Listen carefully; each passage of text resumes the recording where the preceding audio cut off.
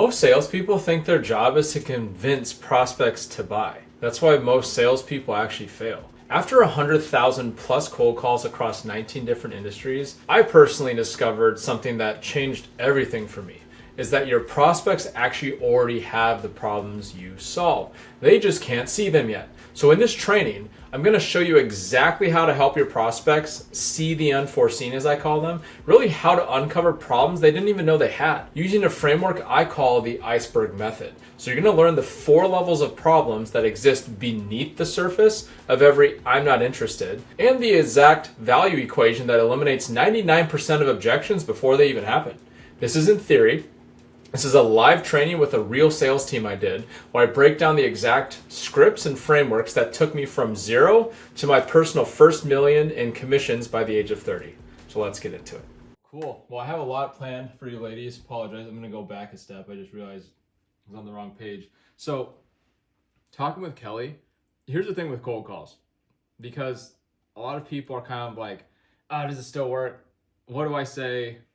I don't really want to make them. Very common to feel that way. It's actually, I'd be concerned if you didn't feel that way, in just terms of how some of your responses were.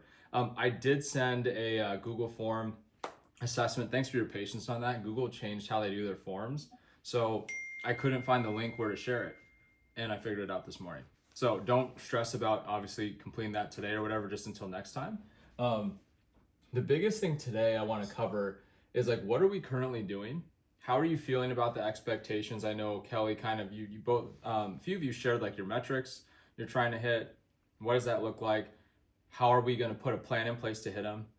But what I would hope to do, at least today, is just demystify like how simple cold calling can be, and to also help our brains overcome like, I don't want to make them. I don't think there's we have kind of they don't have problems. I'm going off of some of the notes that each of you shared. Prospects don't have problems. Like, why would they listen to us? Like, just straight cold. That's normal to feel that way. So I don't want you ladies to feel like, Joe's just going to come in, teach us a bunch of mindset and just like call. That's not the way to go about it. It's like, how do we make it simple enough to understand? Like, we'll do a brainstorming exercise, so you're welcome to take notes. You each are going to get a copy of all the notes we take on this. I can share this virtually with you, so you can go back and review it as well. But what do we have so far as like, how do we feel about the expectations we have to meet based off calls? What's maybe some of the hiccups that we might face making those calls? Had we done them in the past? And then also, like, how do we build that like script? I'm not here to change what you're already doing well, what you already feel confident doing, just to add layers to help you feel more confident and just understand it's all cold calling is a system. So once we learn the system, then it's like, okay, how do we gamify the system in our head to allow us to understand that even if we get a no, even if we get an objection, even if people like hang up on us, there's actually something to learn from that, and to how not to take the, I guess, what do you want to call the rejection of cold calls? It can feel like it's just like, I just don't want to call. I don't want people saying no. That's normal to feel that way. But there's actually a way to gamify it so we can determine it toward our revenue, which I'll talk about by the end of the day. And today you should walk away feeling confident as far as like, hey, what are some of these deeper problems our prospects and customers have? Right? Because maybe some of you, I know it's like, hey, you're selling, lights, right? Or just like it can feel like, they don't need this. But at the same time, we also got to think in our head, well, why do people like buy Ferraris? Why do people buy boats? I don't think anyone needs that necessarily. I mean, yeah, nice to have a boat, but for some people, it's an emotional need, right? And people buy off of emotion and then back up their decision making when they buy something with logic. So first, we can kind of go through each of you. What are you feeling right now as far as just like expectations, what we have in place with kind of the metrics Kelly outlined, concerns with it, and how can I help you bridge the gap to what you're hoping to accomplish from working with me and our calls here. So I'll start with Lauren. Aside from what you already shared in your email to me. Mm-hmm. So I have,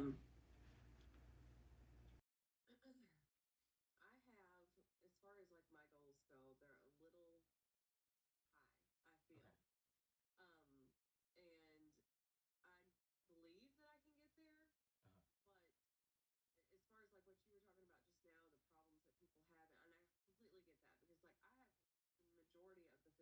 people express to me is they don't want to get up on their roof, it's too high, you know, that it's dangerous or whatever, or they're just getting too old to do it themselves. So, you know, those are a couple of things. But then as far as like with cold calling goes, and I'm sorry if I missed your initial question. I was looking at a text from somebody. Am I answering what you're asking? You are. No, that's not a problem. And so forgive me too. I think I'm still experiencing some jet lag because I was in like 4 states the last like 5 days. And I just got back in super late last night. So I'm amped up on caffeine and water and everything, trying to just, so if I'm a little, I don't want to say squirrely, I guess, in my questions, I do apologize for that. But yeah, no, so my question was, like, aside from some of the feedback you shared, because I have all of your notes and kind of what you shared in an email personally to me, like what do you feel could really help you today just to start get over that feeling? Okay, well, that's what I was getting to. So I did actually. Yeah. So with the cold calling, you know, most of the time, the list that we have gotten so far and the ones that I've went through, a lot of them are restaurants, and I feel like a lot of them, they have no budget. They either do it themselves, their staff do it. So it's really like I really didn't know where to pivot with them. Um, when they give that initial pushback. And, you know, a lot of times I really do feel like they don't have that cash flow. So really finding the right people to cold call, I think, is um, the most important thing. I've had a lot of luck with HOAs Okay. so far. I'm hoping to really get a lot of those. So, what else?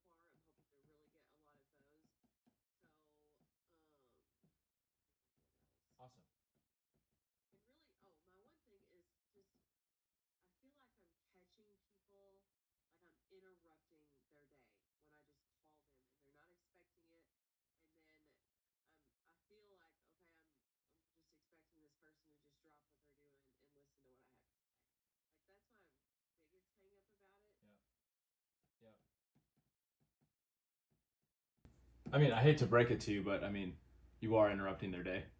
I don't know if I can undo that part. Now, there is a way to interrupt someone's day to help them feel like, oh, like this might, I mean, I'll give an example. If like our day was interrupted because we looked down and there's 100 grand, would we stop and pick it up? Right. Probably. Yeah. Now, obviously, we're not like saying, "Hey, we're gonna make them 100 grand," but it's like it's all the perception, right? How do we take the resistance of them feeling like we interrupted their day to like, "Hey, this is a conversation that I could use this, or I might need this, or I haven't really thought about this." Right? So we'll talk about that. We'll talk about that. Anything else you'd like to add here? I'll even give some ideas. So this is not, again, this is not to be like, hey, I'm the end all be all, because I'm not, and I'm constantly learning. But so I've worked, so my sales career has been about going on 14 years, 17 industries. So and like I made over 100,000 cold calls myself. So a lot of what you're going to be learning is based off of like how to take all these different parts, even just from beginning like lists, and how do we determine who to call, it's like because cold calling is not just about necessarily like, hey, just trying to book a meeting. I know that's what we're taught. Hey, we need to book a meeting, we need to create an opportunity. But sometimes it's like marketing. Like the first marketing email someone sends out, it's not gonna get a first response.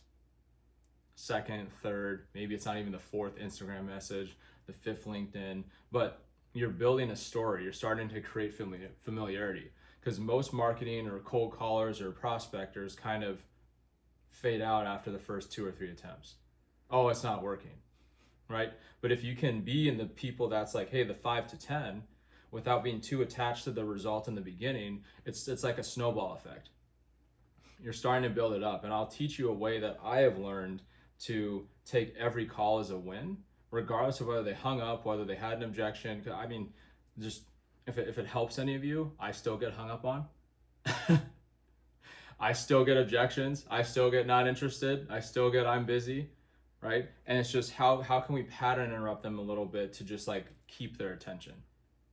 Because that's how I see cold calling now as a game, is like, how can I just like keep their attention, right? And interrupt their day in a way that's fun and different versus like, oh, I'm annoying them. Right. Yeah. So this is a very good start. Very good start. Carla, anything you'd like to add here? Well, I echo everything that Lauren just said. She and I, last year when we did this, we both had kind of a different set of lists. So she focused in, I think you landed with more restaurants, HOAs. I landed a lot with things like banks, Okay. the medical field, Oh, nice. assisted living, things like that. Okay. So the things that I continued to run into, like for assisted living or medical, right? Those were all different groups where trying to get to the right person to even talk to was always a struggle. But then usually if you actually got to that person, they had to get approval from management. They didn't have a budget, or so those were some of those kinds of struggles. Yep. Assisted living was very much like, no, we don't have the budget, and these are actually things that we do with our residents to keep them occupied. So it was like an activity for them. So it was just like always feeling like hitting the wall was always a feeling that I got, where it was like we were putting in the attempt, and then you could only go so far. But I will say that when I talked to restaurants or hotels, things in hospitality, like that's my background, that's where my sweet spot is. So That's I awesome. feel like I can have better conversation there. Yep. But we need to be able to tailor a script, so to speak. Yes. So not like this is always what we ask, but we had kind of created like those introductory questions in a way that, we weren't throwing something down their throat, but it was more of a inquisitive, like for a hotel, I don't remember how he said it, but it was kind of like a employee engagement and Okay. guest satisfaction instead of what are you doing for your holiday like? Correct. It was Good. like tailoring the words was helpful, but I think we need to expound on that. If that Perfect. makes sense. It does 100%. I like where you're taking this. Good. Because I want to know what's kind of in place currently for. Thank you for sharing that. By the way, love that you're walking on a treadmill right now too. I have one of those. I'll do that sometimes, but it's a little hard to do that and right. Right. Don't need to be like walking off while I'm trying to trail off here. That's great. I love that you're doing that. Okay, so expand on just expand on kind of scripting. Okay, that's the first thing we're going to cover today because I want to teach you my system I've learned how to take any industry that I've trained, any industry that I've worked in, of like how to just make it really, really simple and turn an idea that we have into something that matters to them. So I'm going to teach you that system here. So I'm going to put, I call this technical expertise. It's just it's understanding the ideas that you have in a technical sense for the industry that you're in, like these words. This is all like technical stuff in terms of how they're engaging with because lights is just a vehicle. Lights is just a vehicle to like a happier environment. It could be a vehicle to, hey, like more business around the holidays because people want to engage with like around the holidays, especially people that are in good spirits, people that actually it's a great environment to be a part of. Like to customers want to be a part of that culture. As an example, I know that's kind of more basic, but technical expertise. And one thing we want to focus on, right? Because sometimes when we're calling, if we're thinking so much about like our script and what we have to sell, and like obviously there can feel pressure with our goals, right? It's like we tend to think a lot about like ourselves in that sense. And if we can focus a lot of our ideas, WIIFM just means what's in it for me. And see every call and every opportunity. Now it sounds easier said than done. Like I'm just gonna be transparent with that. It sounds easier said than done, but take our eyes off of like, hey, these are businesses and people that actually have problems. Even if it's like something they didn't realize they needed, they don't have a budget for, right? But if it was a budget for something that could bring in twice the amount of customers around the holidays because of the environment, because everyone, I mean, think of it, if a restaurant, there's so many options around the holidays for people to go. What's the experience people are going to have if we had this here, right? And like there wasn't as much stress around the holiday, like because that's a big thing for whoever it is. Not only there's no budget, but if they only see it as like, oh, the customer experience, No, how are you actually building up that experience, right? Maybe kind of like test holidays throughout the year. I'm just thinking as an example because I work with a lot of people that sell to like payment systems to all sorts of stuff in restaurant. I worked in catering, so I understand it a little bit. And people just had more joy and more like there's more business the more there was that experience around the holidays. So we have to turn it more into kind of a revenue thing, which all of a sudden, what budget could they open up? Right? Them saying no budget is just the root cause of that is they just don't see the value. Yeah. I would also expand on Lauren's comment about the list because the lists that we're getting are not necessarily feeling like there's value to them. So are there other tactics, other avenues for us to be able to pull potential clients Yes. rather than buying lists Yep. from random places? Yep. Good. It's really good. Thank you, Carla. I appreciate that. And I will jump to Lindsay just real quick if there's anything you'd like to add, and then we can start attacking a lot of this list today here. Yeah, so I'm the new girl as far as like the Lauren and Carla, they had a season with Kelly previously. And so this year, with me staying on full time, my position is more of the hunting and Okay. to do a lot of the cold calling. Kelly's already like given me she wants to do me to do at minimum 30 calls a day. And right now she has me working on Starbucks. Okay. We in our previous season, we actually decorated for two Starbucks locations that were on the university in Chicago. Oh, nice. But because they're not technically corporate, they pay for their own stuff, so they don't have to get corporate permission. So my task this period of time is to try to cold call Starbucks and try and figure out how we can get an in with them. And I guess with that, like I am having a little bit of struggle whenever I get someone on the phone. Ask for a manager, and just do like a quick little, hey, we've decorated for Starbucks in the past, but because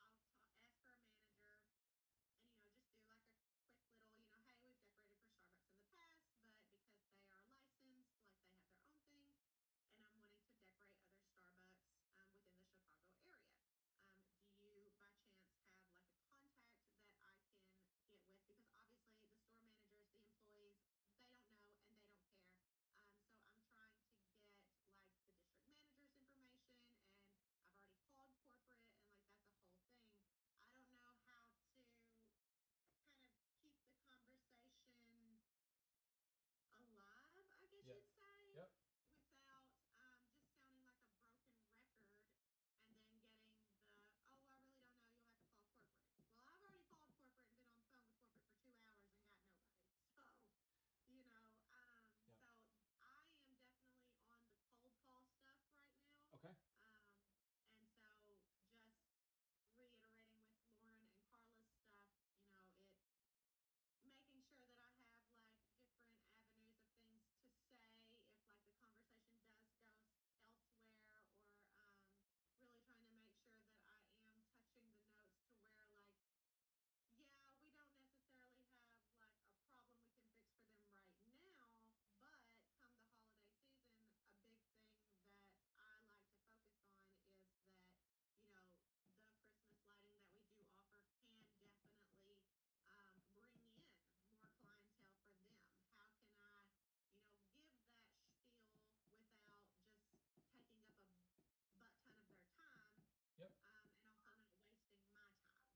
Yep. No, that makes perfect sense. It's more of it's almost like you're qualifying in a sense, but it's not qualifying just to like qualify them. You want to work with people who want to work with you. Right. I think that's the biggest thing we're trying to find is like we don't. Yes, we're interrupting their day. Yes, we're coming with different things that they like weren't expecting.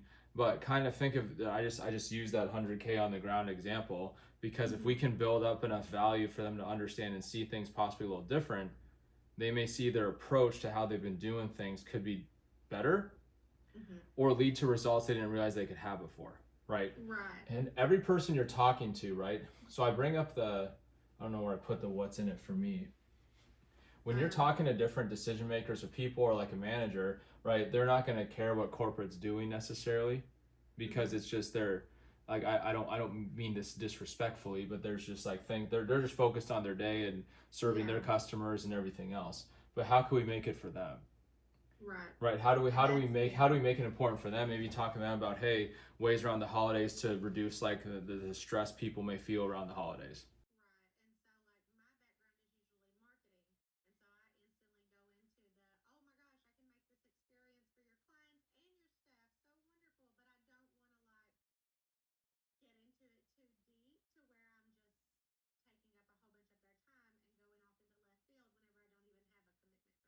Correct. Yeah, save all that in your arsenal. Like, have it ready, right? But there's ways to ask questions to get them to open up before we get to that point. So that's what I want to teach you ladies today. I think the biggest thing, the reason I write this out, right? We have everything as far as like scripts, what we currently have.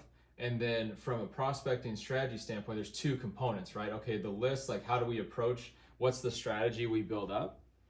I'm going to include that in kind of gamifying around your goals. So you can kind of take, hey, these are the goals I have to hit. How do I, there's something called activity revenue, right? So it's almost like detaching from the outcome, basically the sales we're trying to make, and turning our activity, either calls or meetings we run or deals that we have, as revenue. And we tack up like activity revenue. So we detach our brain from the result that we're going to get, knowing that by doing the activity, we're going to hit the result. So I'll teach you that system, but I think let's start with this. So I want to teach you a system called the levels of problems. And this is going to help us form our script, right? So we obviously have a few different avatars here. I heard, let's see, so we got restaurants, right? We have HOAs. Carl, I think you mentioned banks, right? No, wait, that was you, Carl. Yeah, okay. Banks were tricky because it was the same scenarios like what Lindsay's running into. Like the location itself falls under, PNC, corporate versus franchise. And then how do you get to the corporate contact at PNC for one individual store? Yeah. Yep. Same scenario. Yep, corporate versus franchise. There's a couple it's not in the same light, but there's a pretty large digital print marketing company I work with that targets very similar avatars to yours. They're obviously selling print and how people are experiencing their brand and how much time it takes to get everyone on the same page. Because again, we have to speak to like, hey, who's their competition? Who's going to come in? Who's going to put more deposits in? How are we helping our salespeople? Right. All lights are is just a vehicle to help people have a better experience, so hopefully more customers come in, right? That's kind of the overall thing. So and then also I think Lindsay, you were mentioning like Starbucks. So I'm going to draw this out. Picture this, okay? So I'm terrible at drawing, so forgive me on this, but imagine this is like an iceberg, right? And most people talk very surface level. It's called level 1 problems. So level 1 is like obvious, like what do people want? What do they not want?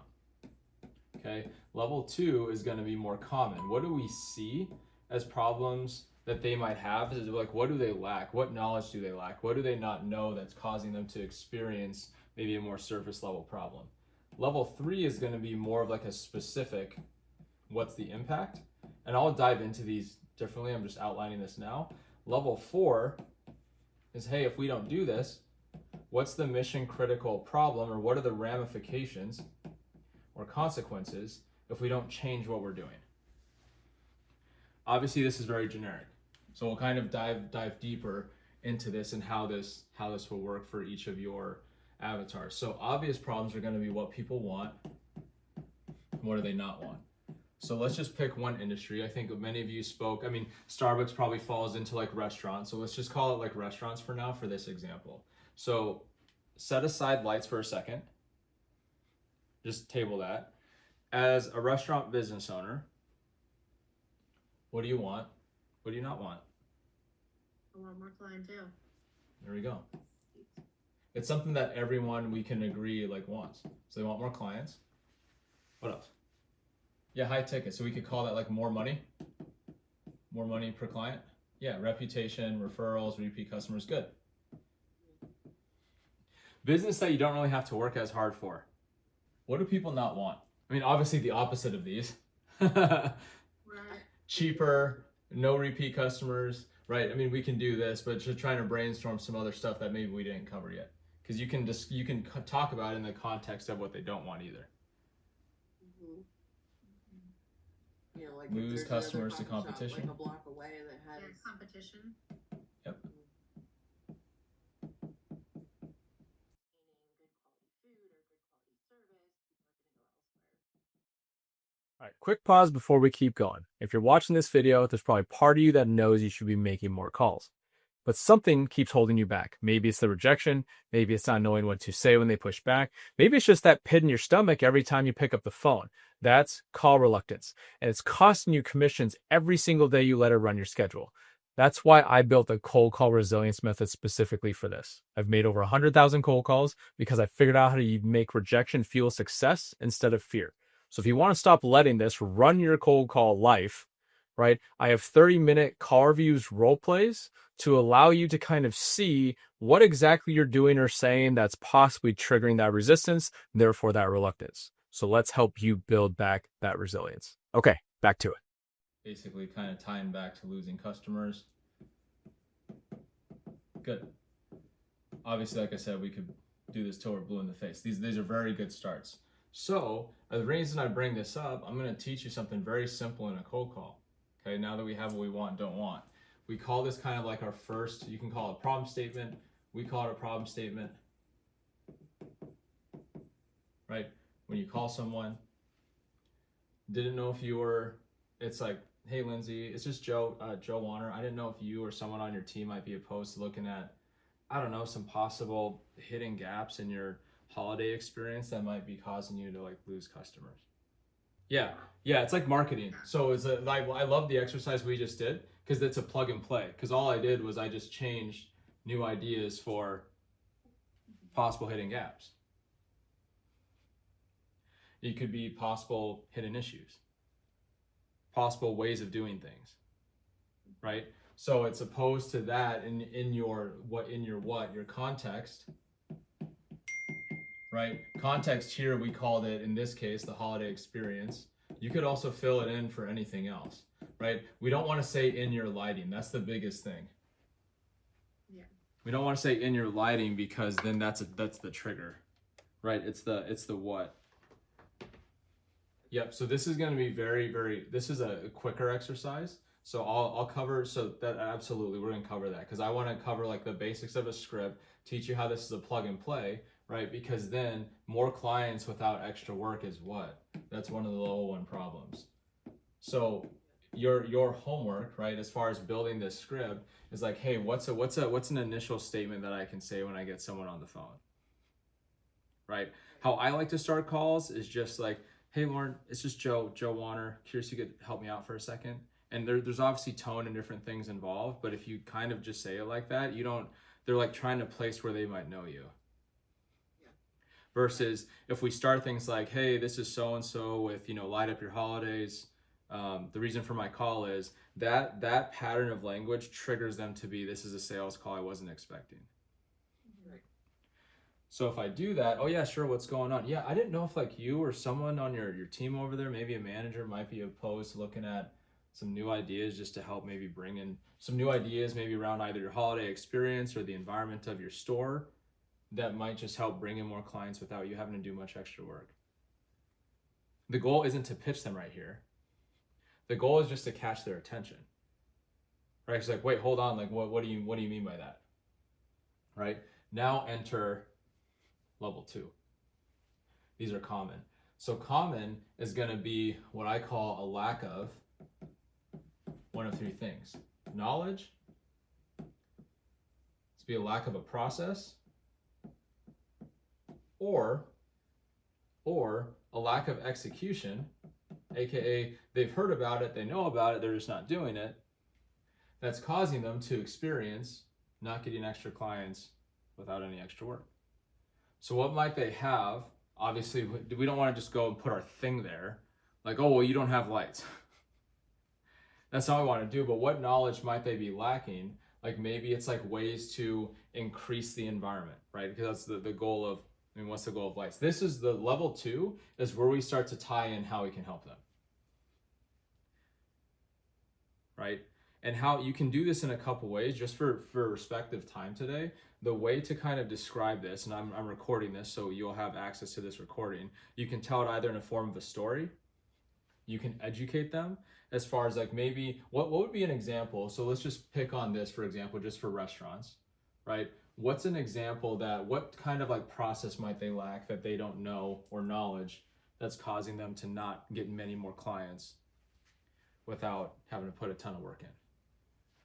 Time to do the lights or time to bring in more clients? So this is huge. This is huge. So my girlfriend, she lives in Florida. She runs a wax franchise, right? And the reason a lot of people just come in is because of how she did the interior design of the front place. And it's like, oh, how'd you hear of us? TikTok. Yeah. Right? So it's like, hey, so how you can tell this story, it's like, well, how would you do that? Because this is going to trigger possibly enough curiosity of them, like, well, what do you mean? Like, how do you mean by that? It's like, hey, so if I'm a new customer coming to your place, are there things in the store that I would all of a sudden be like, oh, that's really cute, or that's really, I want to post this on my Instagram or whatever. And every person that does that becomes actually free marketing for you. So what do you have in place right now to like literally leverage the environment you have to get more customers? That's the first question. And then the goal of the call is to create that conversation. That doesn't mean every call is going to go perfect like that. Right? But if you use something like that, or maybe it's even, well, maybe that might be more for restaurants. I don't know if like the bank's going to care as much about that. But what are you doing to lighten up the mood around the holidays? It's all, I want to teach you the system, because obviously we could be here for 5 hours going through every single thing. But like the main system is like, hey, what's a knowledge or process gap we can speak to? Lindsay, I really like yours, right? Because it paints them something in the future they didn't realize they could have. It's like, oh, I didn't even think of like all the, because for each manager, right, there's incentives tied to how much traffic is going through their store. But if there's like 15 Starbucks in some of our franchises, where are people going to go? Probably to the ones that they like the environment more around the holidays versus not. Probably. I mean, that's what I'm doing. I want the experience. So how are you? So maybe it's even the process thing is, how are we actually quantifying the experience people have? How much engagement do we have on like social media? Well, how do you increase the engagement on social media? The number of people liking, sharing your store's ambiance. I think we found a good avenue for you. Okay. Right? Because I would speak to that and I can tell you're passionate about it. So you're going to feel more confident communicating that. And all you have to do, the first question, these are meant more for the sales process, but I want to give you the start of the cold call. Okay. Right? These are meant more, you'll find these out more in the sales process, but specific is just if you start to ask the question, right? All I'm trying to understand is a moment in time. My first question is around a moment in time. When's the last time you, AKA, might have looked at solving one of these things? Because it's almost we're sharing what we do and the result that they can have, not just like it's about lights. It's about the result. And so but because we can really, especially in the restaurant environment or Starbucks, they can picture it. They can picture, hey, if I'm a new customer, walk in and I start taking videos or TikToks or start sharing it, right? Yeah. Do we even ask customers sometimes like, hey, how they heard of that? Well, obviously not how they heard of Starbucks, right? But hey, what caused them to come into like this location, right? Or how are we leveraging that? So that's an idea for you. Any questions, ladies, on this system? Do you feel this would help you as far as kind of like just the basic script to start out a call? So, awesome. Yeah, I think that definitely. Good. Yeah. Don't, because it's like a cold calling. The hard part about it is it's like marketing, where we don't know exactly what's going to resonate. But the good news is this: when you're making calls, and then what I want to get into, Lauren, your question about sequencing, and like I want to teach you the equation of value in the time we have remaining. But here's the thing with calls, right? Let's say this is like cold audience, right? And then this is going to be our meeting. Maybe sale, but let's just say maybe meeting. And from cold audience to meeting, right, what is marketing? Marketing is typically, right, a 6 to 12 month process done well to turn absolutely cold into meetings or engaged leads, right? There's going to be, I mean, you know, Lindsay, you know this, right? There's going to be different emails, there's going to be CTAs, there's going to be all sorts of like touch points here. Well, think of cold calling sometimes. It's like you're trying to speed up a 6 to 12 month process in like 5 minutes.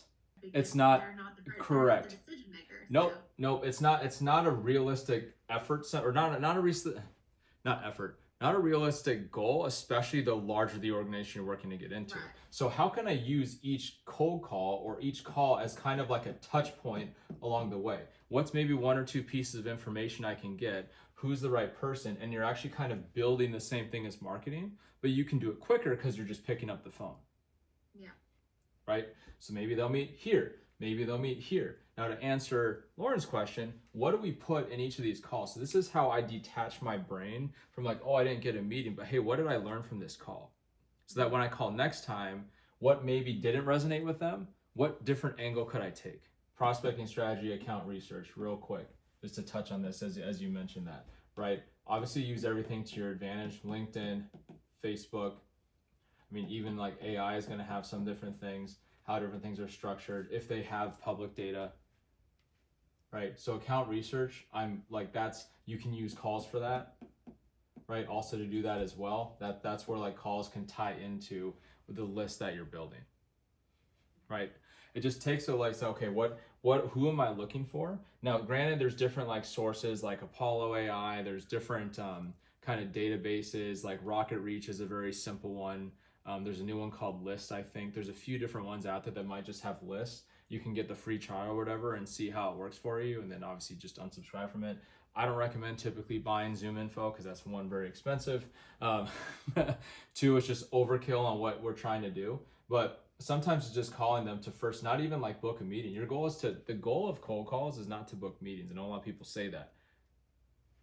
That's the result that can come if they see that actually there's value mentioned on the call that intrigues them to want to meet, because then the meeting becomes their idea, not yours. And now you actually have the status of the professional that's coming in to help them understand something they didn't realize they could have. And ideally the meeting becomes their idea because you're just very good at asking questions. So next time we're going to dive into more specific on the cold call, but I want to give you the basic framework for how that's built in the beginning. First 30 seconds. I don't know if I'm gonna have time for this today. I'm just kind of trying to plan here because I know we got about 10 minutes. I would say this is something that I might just record for you and then just put it in the folder so you can watch how I do it, because I have a bunch of recordings on how to specifically do this, how to gamify it. So we're gonna save time on that today because I want to discuss something of what do we put, like how do we build our messaging, right? Think of marketing, but think of like cold calling is an extension of marketing. What are we saying on the phone? What are we trying to convey? I don't know if any of you have seen this equation before or heard of this, but what is value? Value is basically an outcome or a gap we're trying to bridge, right? Times our perceived likelihood that we will achieve that outcome. So perceived likelihood to succeed over the extra time it may take to achieve that, plus the extra work, sacrifice, energy, or brain power to actually get that done, right? Value goes down when there's not really a big outcome or gap. They feel everything's like fine the way it is. They don't perceive us as likely to succeed, whatever that gap might be. Right? They feel it's gonna take extra time, it's just gonna take more work and energy. Value goes up, right? The greater the gap is, the future state that they want, they didn't realize they could have, because a lot of the times people don't know what they want until they know it's possible. The perceived likelihood to succeed, aka, do they actually trust us to help them achieve that goal? It won't take extra time, and it's not gonna take much extra energy or work on their behalf. So value goes up. The key with value is that value is the root cause of 99% of objections we'll get. Oh, I need to talk to my business partners, right? Those are all like, well, I mean, if you could bring in an extra 100K revenue without any extra work because you just understood how to have the environment that people want to take pictures of in their restaurant and share on Instagram, right? Would you have the budget to do that? Yeah.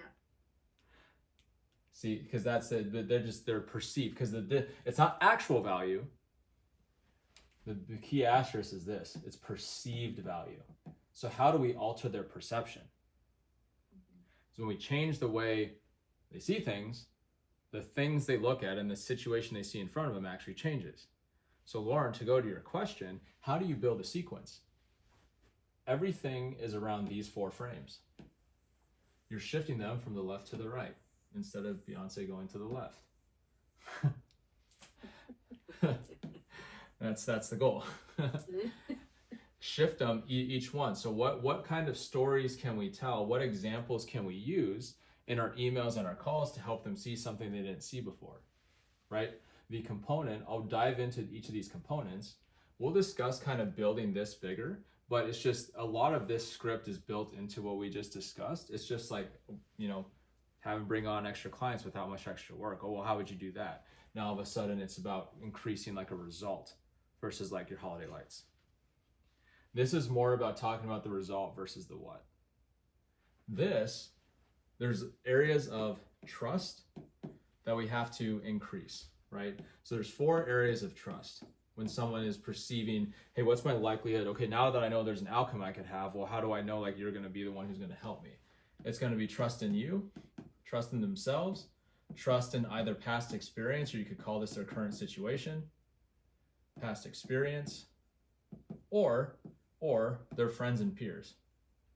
Of these 4, who do you feel inherently doesn't have the trust? Us. We probably have the least amount of trust of all these 4. So how do we actually increase the trust? Very simply. We help them see things in a different way that either themselves, their current situation or past experience, or peers have never thought of before. That's why I like the words like new ideas. You help them, what I call, see the unforeseen. See things in a way they've never seen it before. It's knowledge they didn't realize that they could have.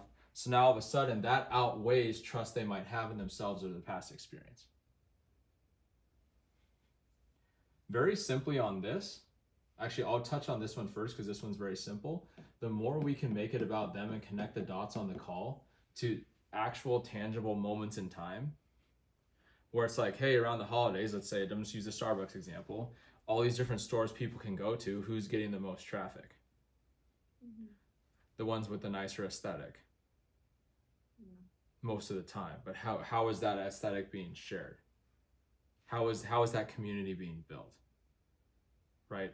Are we actually engaging with customers to understand like what people really enjoy, what they like? Hey, do they like that new little, I'm just trying to think of like a Christmas decoration in the back that just had this like beautiful light display and everyone's fighting to have that one seat next to it.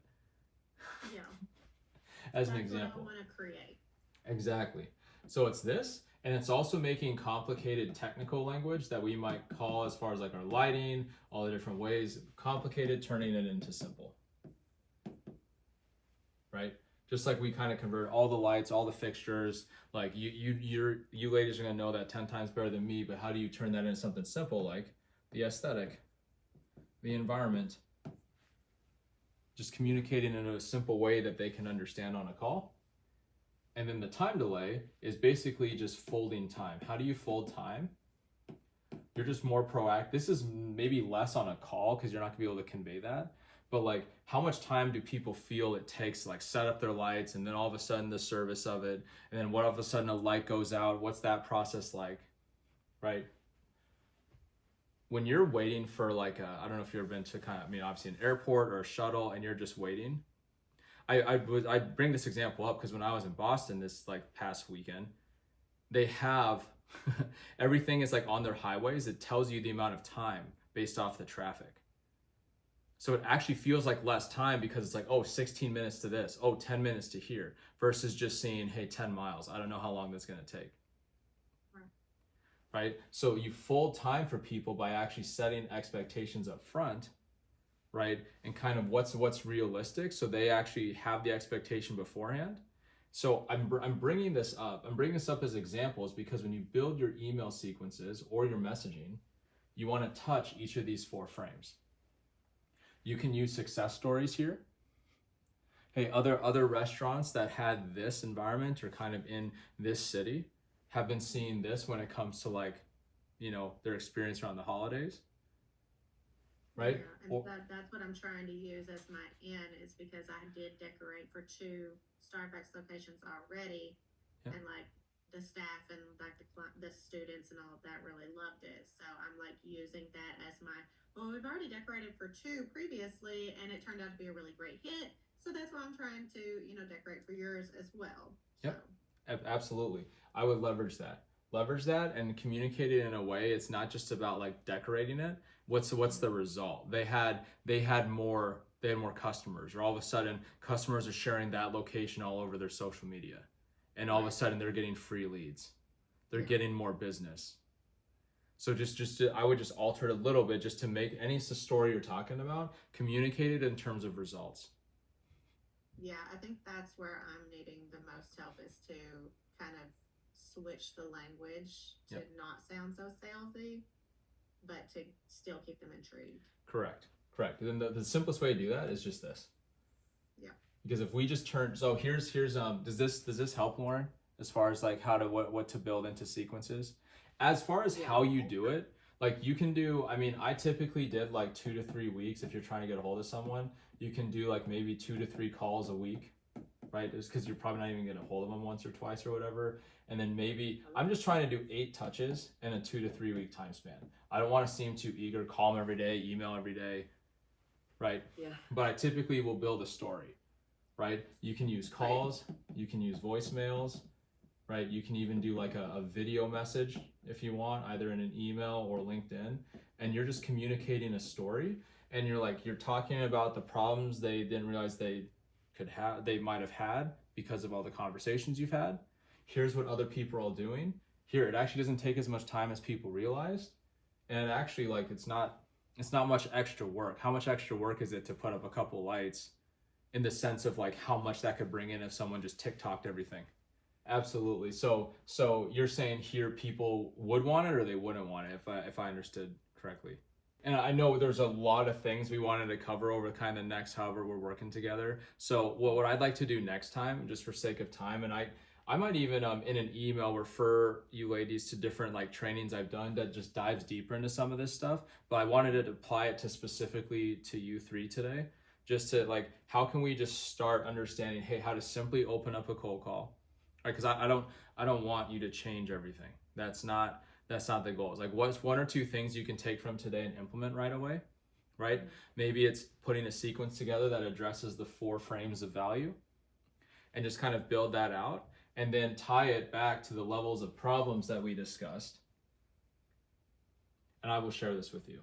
So you can build this out for yourself, play with different things that you feel confident saying. Don't just say it because I said it. Frame it for yourself, and then just use it for a week and just track the data. See how you're feeling, see how it sounds. Because next time what we'll do is we'll go over like, hey, when the calls go unscripted, how to work through different scenarios, because there's a lot of nuances as the calls, but how to build like that urgency around like, hey, we don't want to do that right now. You 3 do have access to the portal, so there actually is a lot of different like objection handling there. There's a lot of resources there to start going through. Just 15 minutes a day, 30 minutes a day. You ladies have a lot on your plate already. Don't overstress it. Just keep it simple. Like, what are 1 or 2 things I can implement from today? And we'll start from there. Does this help? Yes. Wonderful. Awesome. Well, until next time, I have all your emails. You'll receive this today, and then I'll have the recording for you as well. Yeah, until next time. Have a good day.